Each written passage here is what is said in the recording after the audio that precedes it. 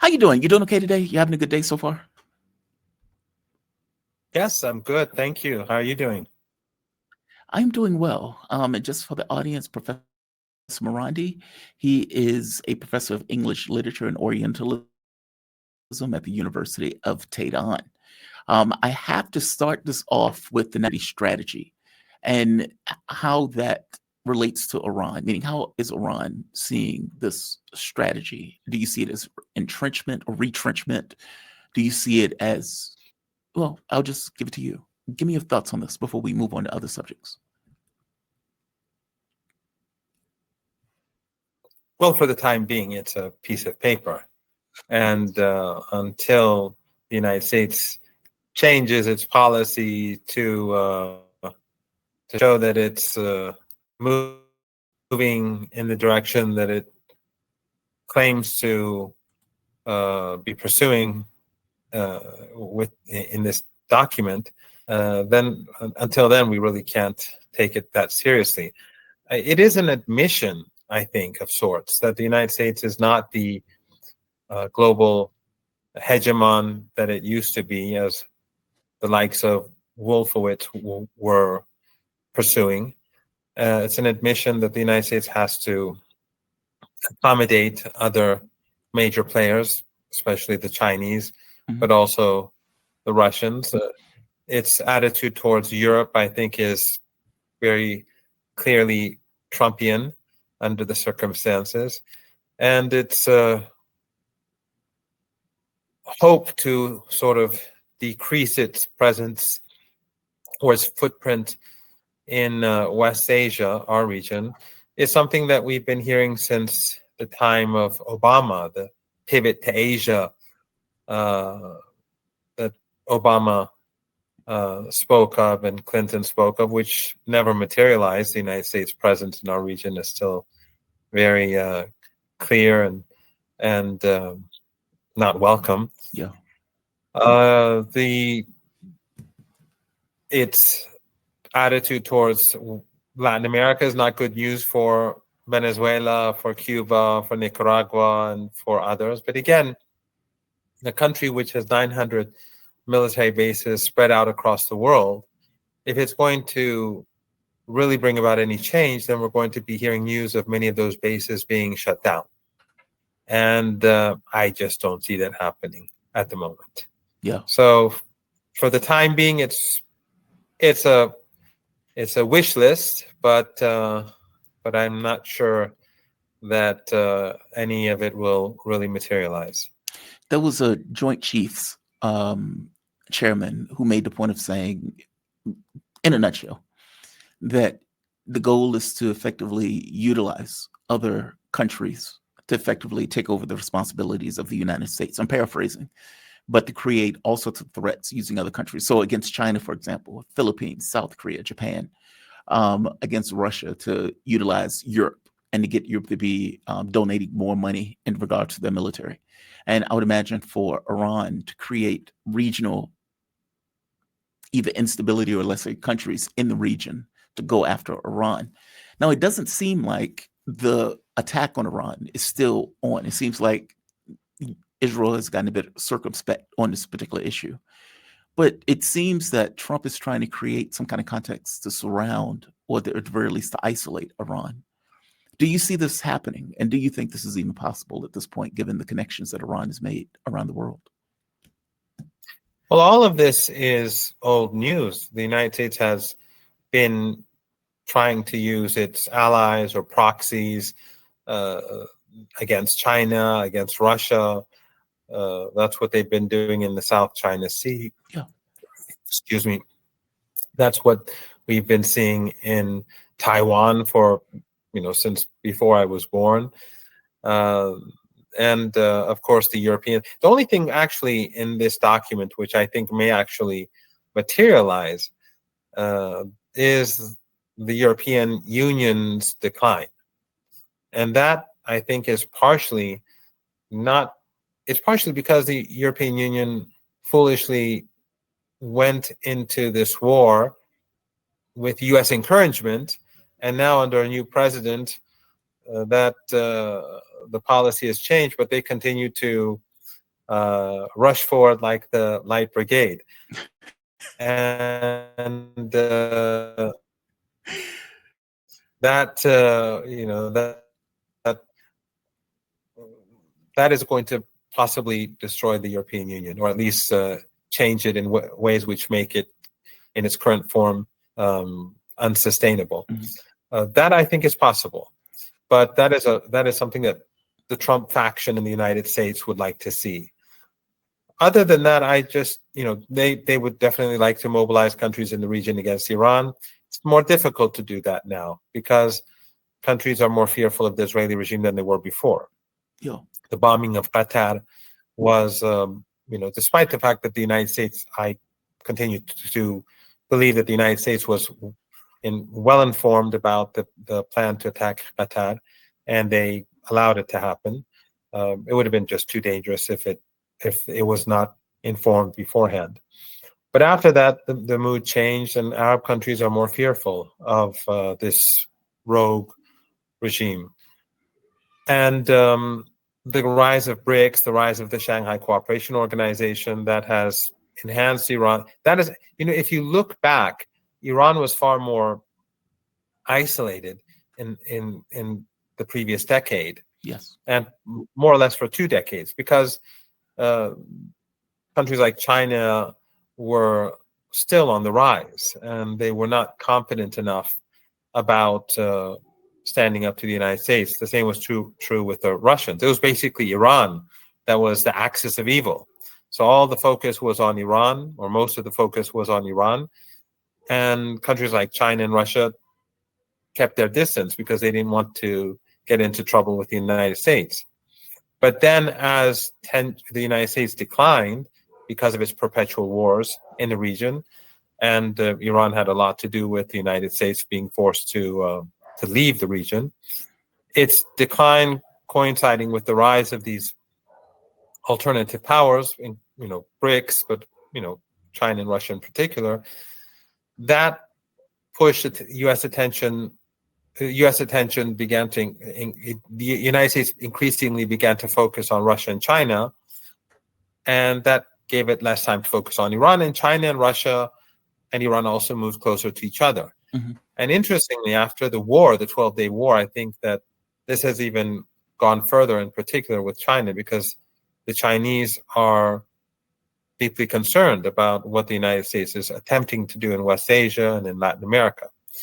So today, Iran is far less isolated than it was in years past, and much less focus is put on Iran by the United States because it's forced to spread out its troops and have focus on Venezuela, China, and Russia, and so on.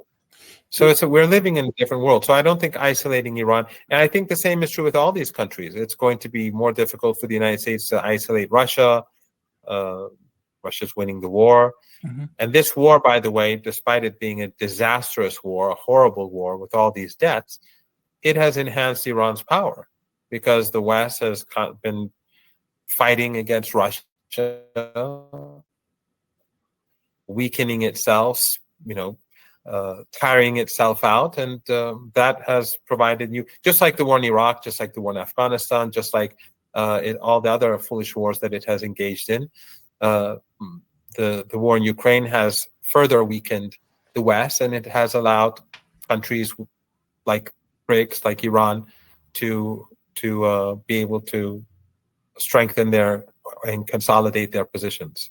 Has there been a change because you mentioned this, which is why I'm bringing this up, that the countries in the region, let's say the Gulf states, for example, Saudi Arabia, UAE, Qatar, etc., those countries were effectively, as it's been called, quisling governments. I would go so far as to say even puppets of Western power, especially the United States. After the attack on Doha, has there been a change in policy in these countries? Or do you see a change in policy in regards to the United States in these countries? Well, they buy more U.S. weapons to protect themselves against the Israeli regime. So how does that work? Yeah. You you give more money to the mafia don, and you get weapons that really you cannot use to protect yourself against him or the Israeli regime. I mean, no one knows more about U.S. weapons than the Americans and the Israelis. So if they get F-35s, it's going to be a sort of a version that the Israeli regime can deal with. Just like in the past, this is what's been going on for decades. So if you recall back in the day, you're younger than me, but back decades ago, the Saudis wanted to purchase F-15s, and there was a lot of talk in Israel about this being a threat to Israel. So they gave them I think they had smaller capability. They could carry less fuel. Yeah. And they were they were a version that was much less advanced than the Israeli version. The same would be true with any F-35 that they would at some point perhaps be able to obtain. So they'll continue to be paying the Americans, and they will continue to be utterly vulnerable. The Saudis, the Emiratis, the Qataris, they are bound to the United States. We saw just a couple of days ago when Tucker Carlson interviewed the Qatari prime minister, he admitted something which we all knew, that they were hosting the Hamas because the Americans and the Israelis wanted it. Yes. Qatar obeys the United States. And why did they do this? It was 13 years ago, I think. That was during the beginning of the dirty war in Syria, when regional countries, at the behest of the United States, began to destroy Syria and kill hundreds of thousands of people.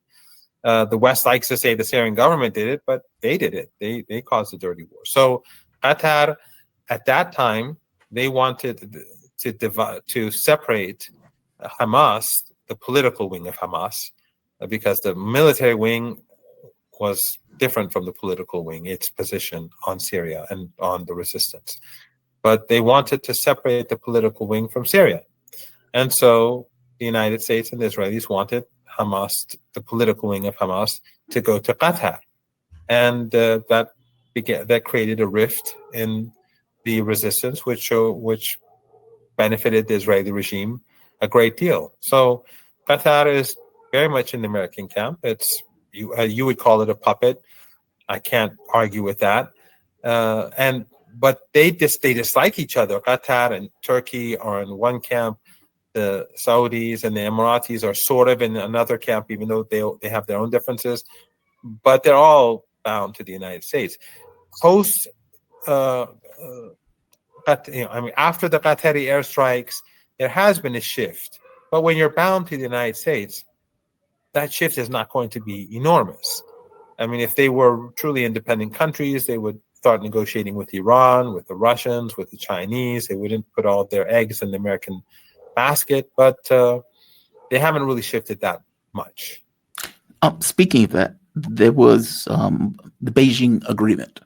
I think this was on December 9th, where Saudi Arabia, China, and Iran were in additional negotiations. What is this about? I mean, because obviously there's a complication here with Saudi Arabia's, let's say, relationship with the United States, but Saudi Arabia is also, I guess, trying to make a relationship with Iran, with China as an intermediary between these countries.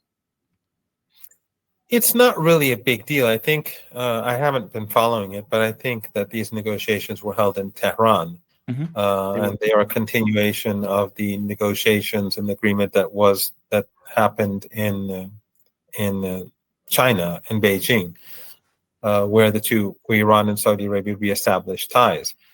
Iran is trying to improve ties with Saudi Arabia, and the Saudis, to a point, can. But at the end of the day, as I said, a NATO country like Turkey, countries in the Persian Gulf which are bound to the United States, they can only go so far in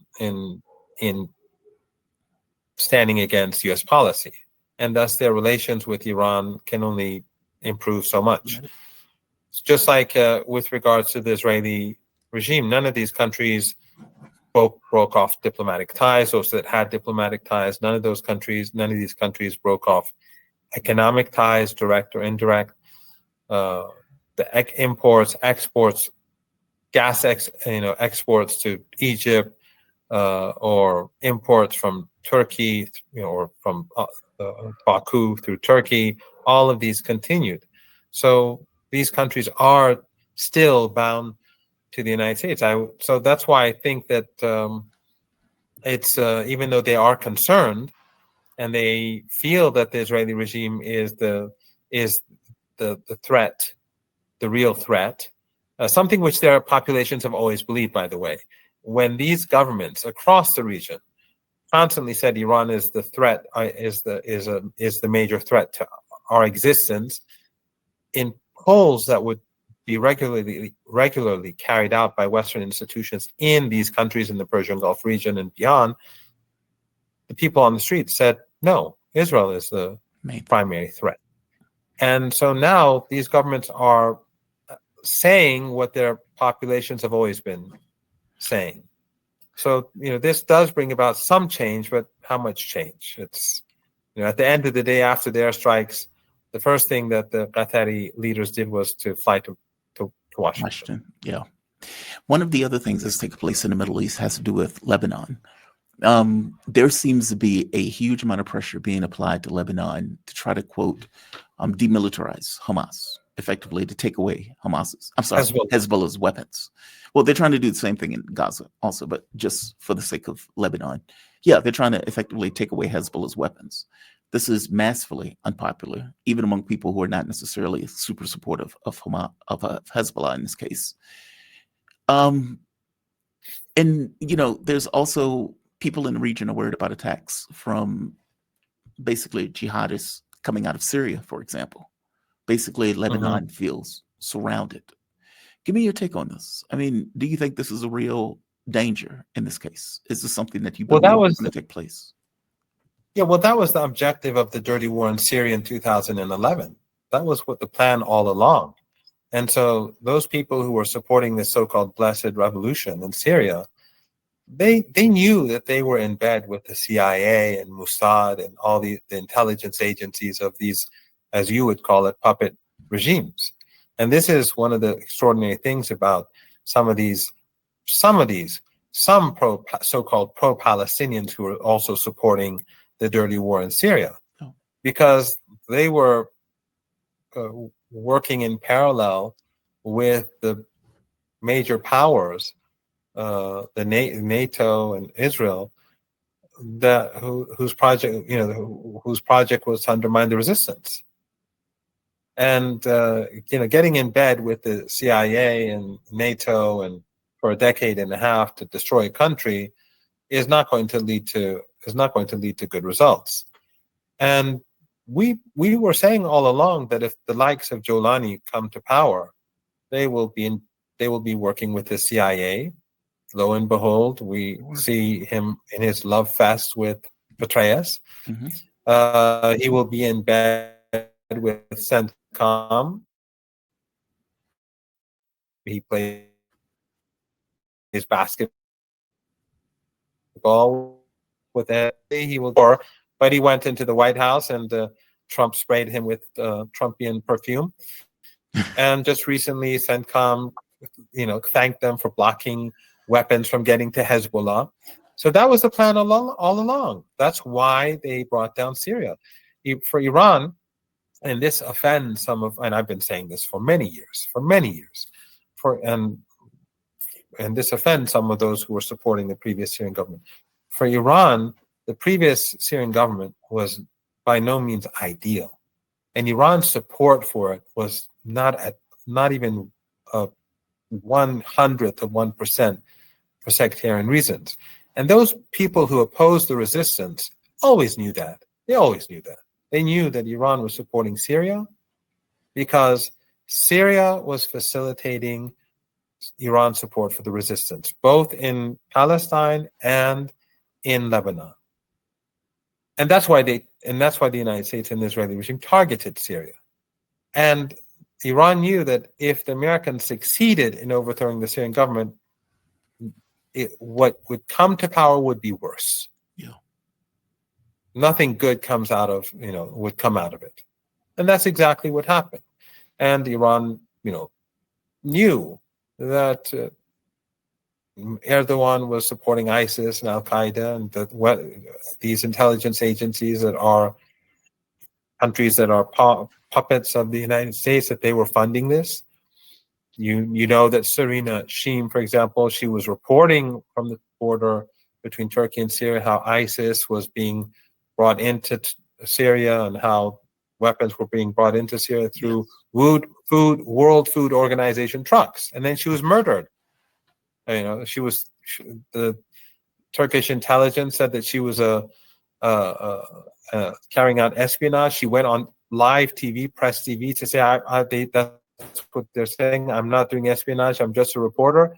And then she was killed hours later. I mean, no one believes that it was an accident. So that was the story. So right now, what is happening is that after the fall of Syria, the regime, the ISIS and Al Qaeda regime, bound to the West, they are putting pressure on Lebanon. The prime minister of Lebanon, installed by the West, is putting pressure on the resistance, and so is the Israeli regime. So Hezbollah is sort of surrounded by this alliance of ISIS and Al Qaeda and Zionism and the liberal pro-Western leaders in Lebanon. That is, a crude way of putting it, I guess. Is Iran still able to help the resistance given the fall of Syria? Oh, yes, without a doubt. Iran will continue to support the axis of resistance. Hezbollah is prepared for war if the Israeli regime pushes the region in that direction. And Iran will continue to support Hamas in Gaza. Someone sent me a clip of someone saying that Iran is not supporting Hamas or Palestinian Islamic Jihad.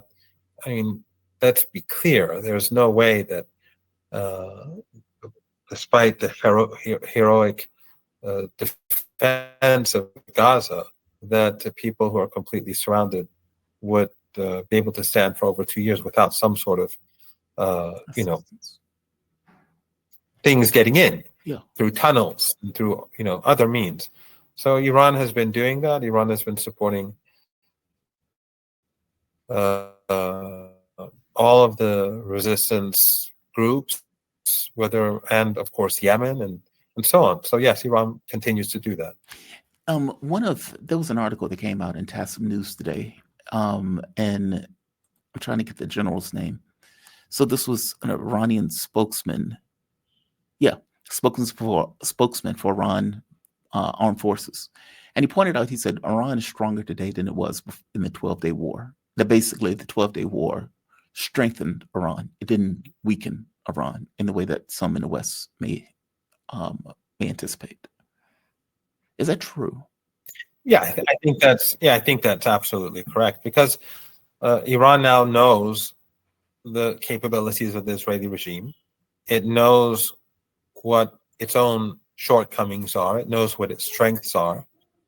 The Israeli regime gave it its best shot because it was a regime change operation. So they used everything, all of it, their capabilities. And the Iranians discovered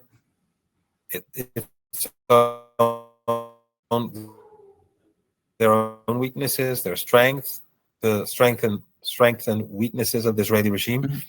I mean, remember, during the last few days of the war, the Iranians were hitting the Israelis harder and harder, yet they were using less and less missiles. Yes. Why was that the case? Because they knew how to get through. And the Israelis and the Americans, the Americans were doing the heavy duty work. They were the ones who were, the real air defenses were the American air defenses, not the Israeli defenses. Without the Americans, the Israelis would have not been able to do anything. Mm-hmm. But after a few days, the Iranians discovered what sort of weaknesses they had. They exploited them. And the Iranians began to deal with their own air defenses, their own internal, the weaknesses. So yes, if a war breaks out, or if the Israeli regime again carries out a blitzkrieg attack on Iran today, the armed forces and the government and the state, they are much more prepared than they were back then. I'm curious also, what is the relationship between Iran and the current Syrian government? I mean, there are a lot of people in the Middle East who take issue with, well, let me explain it this way. Because I cover all sorts of different parts of the globe, oftentimes different parts of the globe have a different point of view on other parts of the globe, which creates friction on my channel sometimes. There is a point of view that Russia and China should have done more in the context of the Middle East. And especially along this way of, let's say, not breaking off diplomatic ties with Israel. And a lot of people take issue with Russia's relationship with the current Syrian government that's in play now. What is your take on that? I mean, and this question is somewhat awkward and inelegantly put, but I hope you get the spirit of the question. What is the relationship between Syria and Iran currently? And does Iran take issue with Russia's relationship with this government?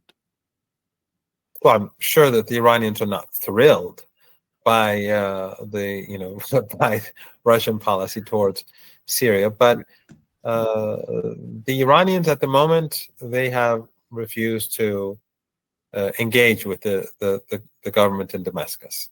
The government in Damascus has sent messages through different means to Iran, including the Russians. Yeah. But the Iranians still are not interested in any form of engagement until the Syrian, the government in Damascus behaves in an altogether different manner. But from what Iran sees, the situation in Syria is getting worse. The economic situation is getting worse. All the promises turned out to be empty promises, as we predicted.